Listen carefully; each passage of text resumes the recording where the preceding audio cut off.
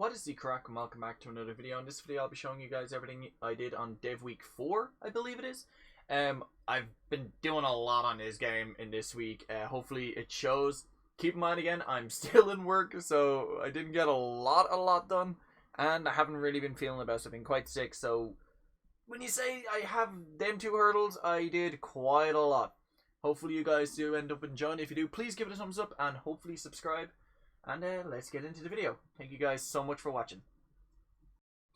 Okay, so day one I added quite a bit of code to my follower script. I made it now that whenever you shoot, they shoot. I also made it where if you go over a certain thing like these, you get a special shot ability. Now I have it where if you go over this, you get a little spider follower.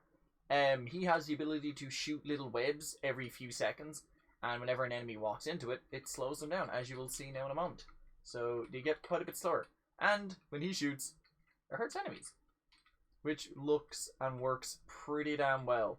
I also made it where when you hit an enemy, you can see now they change colour. So you can actually see that you have hit them. So drop coins, which, well, they don't always drop coins. There's a 50% chance they will. That was actually added on day 4. That is not a day 1 thing. It's just I recorded day 1 out of sync and I had to redo it. So, yeah. That's pretty much everything I did. I also have a script where the spider can pick a random distance. So sometimes he'll be right beside you or sometimes he'll be 3 or 4 feet away. But other than that, that is pretty much everything I did on day 1. Okay, day 2 I decided to bring in a new character into the game. This is going to be another kind of follower. It's meant to be kind of like a dead ghost character. I did originally want this to be an enemy, but the more and more I drew it, it kind of looked cutesy. I added a hole here in the stomach that I didn't know if I'm going to keep or not. Kind of as like how he died, like there's going to be a big hole in him. But I decided to get rid of it. It's up to you guys, I might add it in. Now I'm just adding how he's shot. I'm making it where he can shoot like special ghost bullets. The way I had the snake earlier that done the green kind of spirit shot, he's going to shoot blue spirits. So now I'm just adding in the code to make sure he can pretty much work, and he stays a bit away from you so he's not bumping into you constantly. I wanted to make it where you could have multiple followers, so you could have a follower and then your follower could have a follower. I didn't really get that implemented because the code was way too complex and I didn't really understand how to do it. So I decided to just leave it where you could only have one follower. You can have 2 followers, but for now they just kind of bump and collide into each other, which I will hopefully get fixed. Okay, this is day 4/5. I didn't do anything on day 3, sadly. Now I'm adding the adventurer notes where you can randomly find, I'll give you a little bit of like information about the backstory and all of the game. The little bit there at the beginning was a little bit laggy. I'm sorry about that. My computer had a little bit of a stroke and I was kind of freaking its shit out. As you can see now, I'm just adding in arrays that I can store the data in, and then I'm making a text that I can just gather it from. I did have a little bit of trouble, so I had to go back to an old script that I made and kind of get data and then convert it from Java to C#. So yeah, you can probably tell how old it is if it's Java. There's Fry. I was 3D printing Fry, so I'm gonna leave that in, just for the shits and giggles. So pretty much all I did on day 4 was adding the adventurers notes. As you can see here, it's just a lot of scripting and coding and testing and resizing and all that. I'm making sure now that I have the right file size.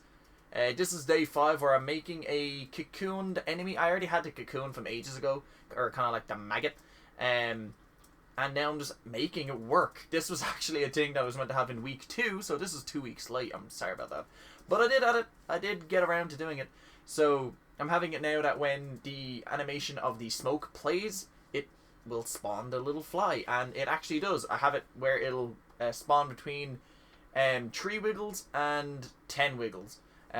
Each wiggle is a second, so pretty much 3 to 10 seconds. And yeah, it works really well. I'll probably have a slowed down part of that now in a moment to kind of show you guys it. If I don't, I am sorry.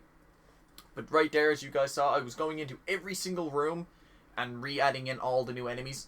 And for some reason, the maggots sometimes spawn outside of the room. And but when they spawn the fly flies in and attacks you, so it fixes itself, luckily.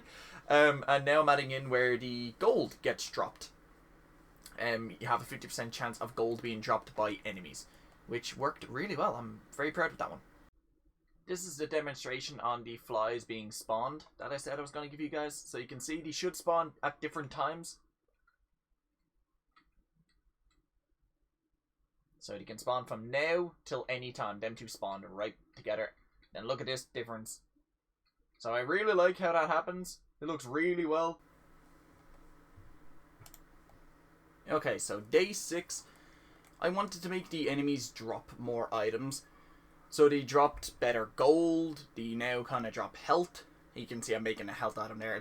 It's not the best, but I will draw a proper drawing for it down the line. But yeah, it works decent. I had a weird error where every now and again the enemies just wouldn't die. It was the very, very small chance where they didn't drop anything and the game didn't know what to do. So I gave them an empty object to just drop nothingness. So that worked grand. And yeah, the rest of this is pretty much me doing that code now.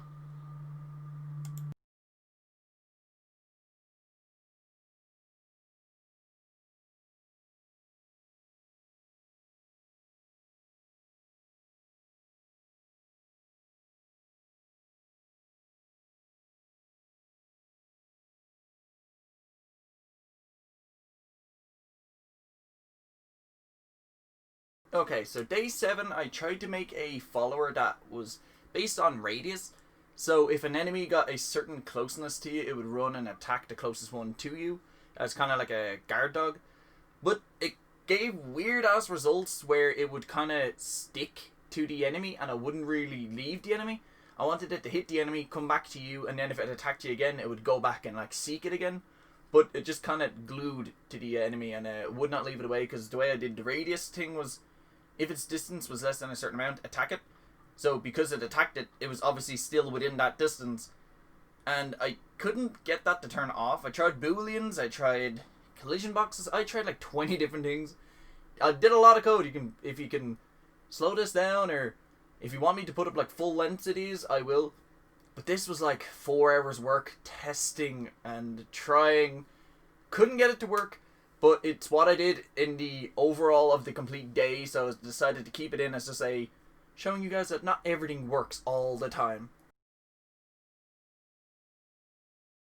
Okay, so that is everything I did in this video. If you guys did happen to enjoy it, please give it a thumbs up. Sorry this ending outro is a little bit quieter. There's people playing music and I kind of have to have it quieter, so hopefully you can hear me.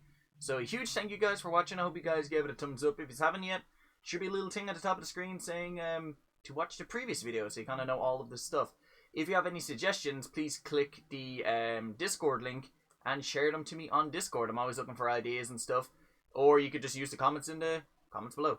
So thank you guys so much for watching. Hope you guys did enjoy it, and hope to see you guys in another video real fucking soon. Bye!